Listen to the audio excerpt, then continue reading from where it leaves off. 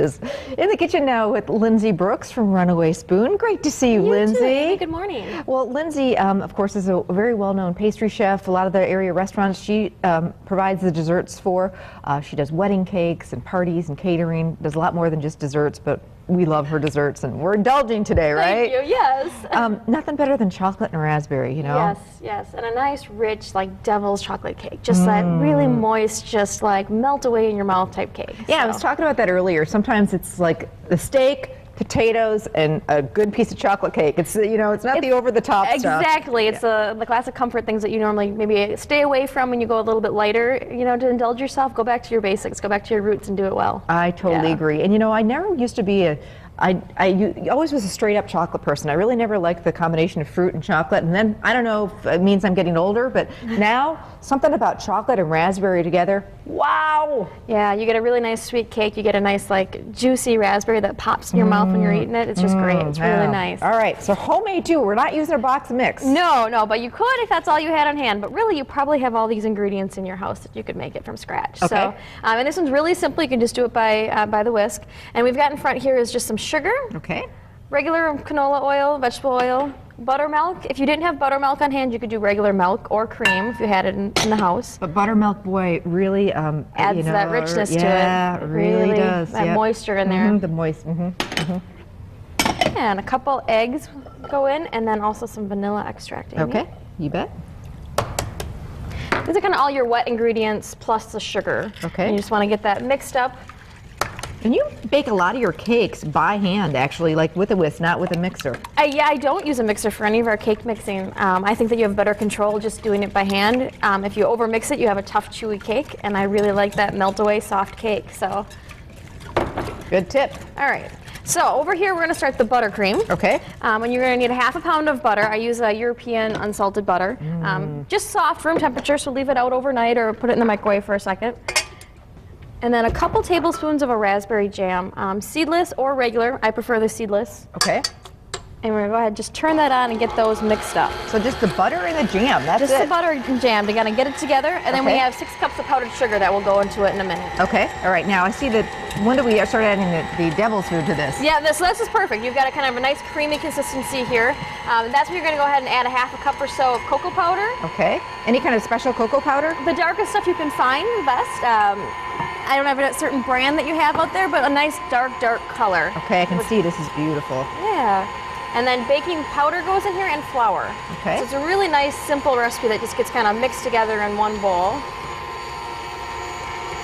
Baking powder. And then any kind of special flour? Just cake flour or all-purpose flour. Okay. We use all-purpose flour because it gives it a little bit more of a texture to it. Okay. But if you have cake flour on hand, it's going to be even lighter, really soft, even airier. Okay. So either one will work, just not self-rising flour. Okay. Smells like chocolate. This sure does. Smells really good. Like I want to dive into the bowl. Talk about indulgence. What are you looking for over there in that? So you're just looking for a nice pink, creamy color. Okay. Which is pretty much what we got here. So we're gonna go ahead and nope, that's sugar. Oh gosh. So we're gonna add powdered sugar to the buttercream here. 6 cups. 6 cups. Do you need to sift that or anything? You know, it's already pre-sifted in the stuff you buy in the bag, so that's close enough for this. Okay. Especially with the mixer doing all the hard work for us. And this is the flour that I'm adding. Yeah. So a cup and a half of flour.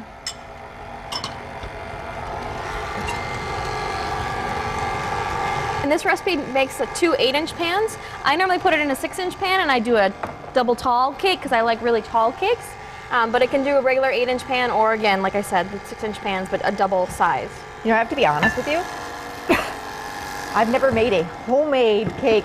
You know, this is not all that tough at all. And it's really not. Like most of the time, you have these ingredients in your house, and all you have to do is really measure them out. That's the hardest part of making a cake from scratch, is being able to measure it out. But like you say, nothing. I mean, it was like, okay, I've got this, I've got that. I, got baking powder. I've got, cocoa powder, except for the buttermilk. Otherwise, I'm in business. I think. Definitely. All right, so you have cake batter. Like I said, you could pour it into, even a 9 by 13 would work for this if you want to just do a flat cake. Otherwise, an 8-inch cake, or I like to do the 6-inch cake, and I like to have them even taller. But once it comes out, it's got that really dark, rich color. So you did 3 6-inch I did two, and then I cut them in half. Oh, so now we okay. have 4 layers inside of the cake. If you could see how moist and chocolate, I don't know if you can see in TV. Yeah, I guess it does. Wow. Yeah, rich, it's a really nice, wonderful, rich dense. Ooh, and the batter is beautiful. Again, super easy, something you can really put together.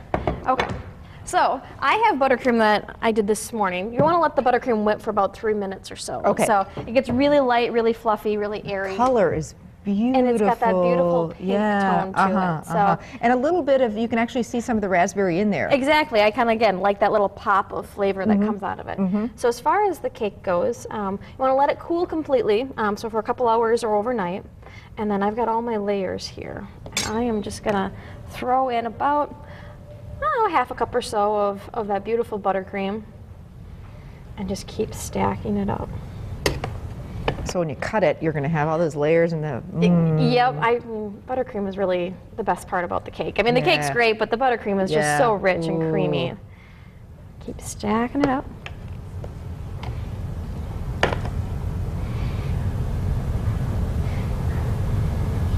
And you could throw fresh raspberries into the layers if you wanted.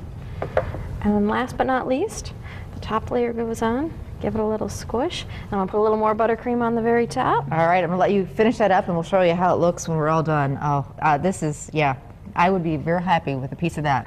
I'm going to be, too, at the end of the show. Thanks so much, Lindsay. Oh, you're welcome, baby.